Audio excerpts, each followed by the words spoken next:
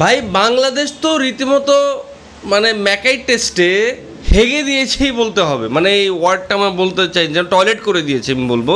কারণ এই গ্রাউন্ডে বাংলাদেশ কোনোভাবেই দাঁড়াতে পারলো না।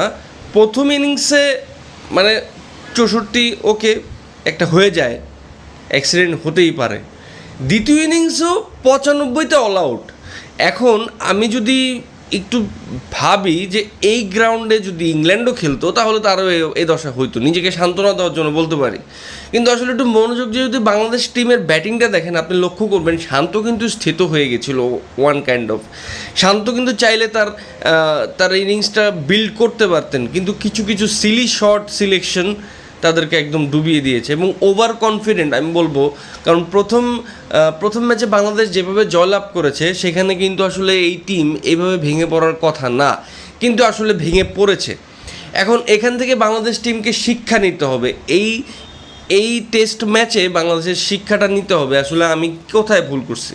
এবং লিটন দাসের ব্যাক টু ব্যাক 3টা ডাক, ভাই 2টা ম্যাচ হয়েছে, 4টা ইনিংস খেলছে, 4টা ইনিংসের মধ্যে 3টা ম্যাচে সে ডাক। তে আর কী কন্ট্রিবিউশন লাগবে দলের জন্য? সৌম্যকে আপনি নিয়ে গেলেন অস্ট্রেলিয়ার গ্রাউন্ডে, কিন্তু সৌম্যকে আপনি নামাইলেনই না। আমি মনে করি সৌম্যর প্রতি একটা অবিচার হয়েছে, সৌম্যকে একটা সুযোগ দেওয়া উচিত ছিল। শরীফুলকে যেভাবে সুযোগ দেওয়া হয়েছে সৌম্যকেও একটা সুযোগ দেওয়া উচিত ছিল।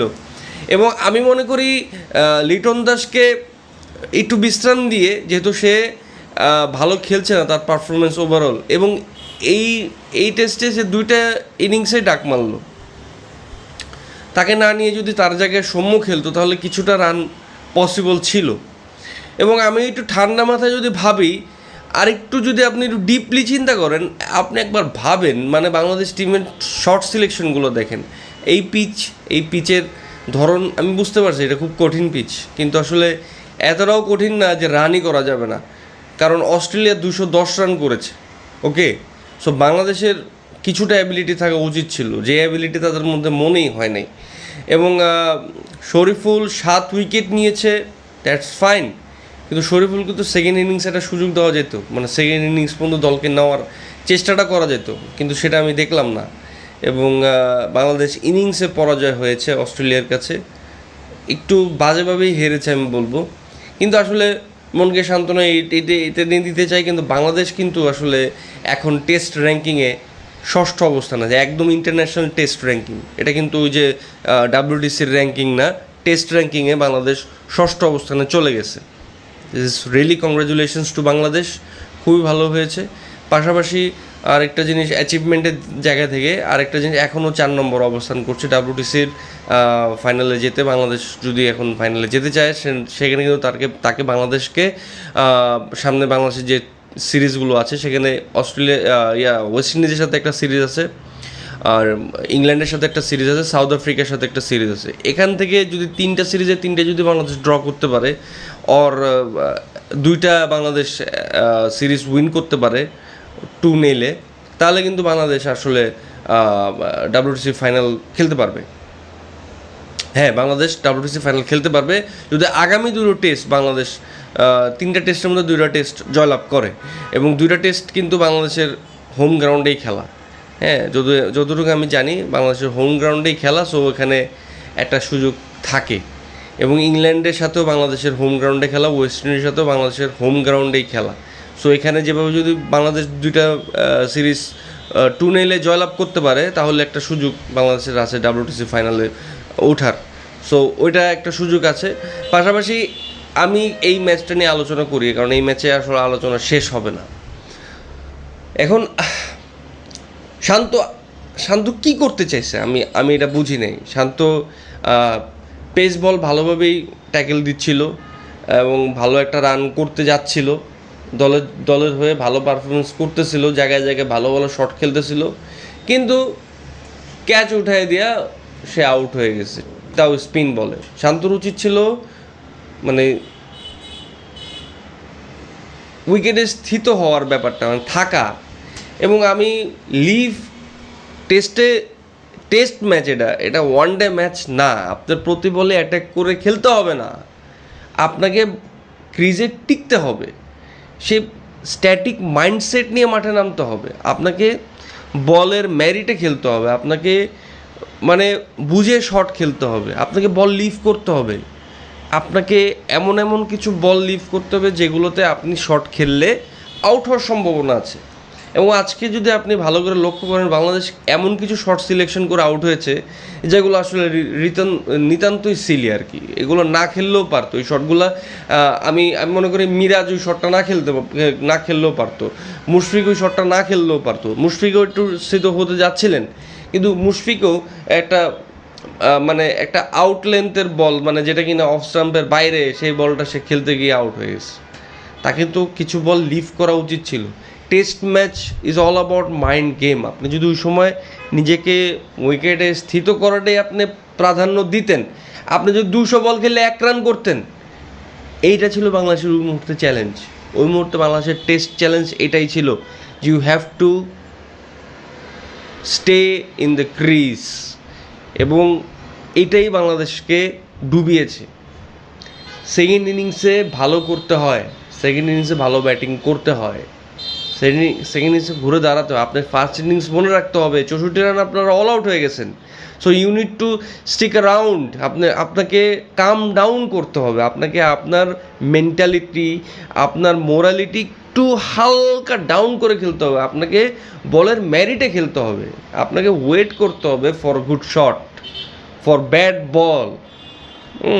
কারণ অপোজিশন আপনাকে আউট করার ট্রাই করতেছে, যখন সে আউট করতে পারবে না তখনই একটা বাজে বল সে করবে, তখনই আপনি সুযোগ পাবেন।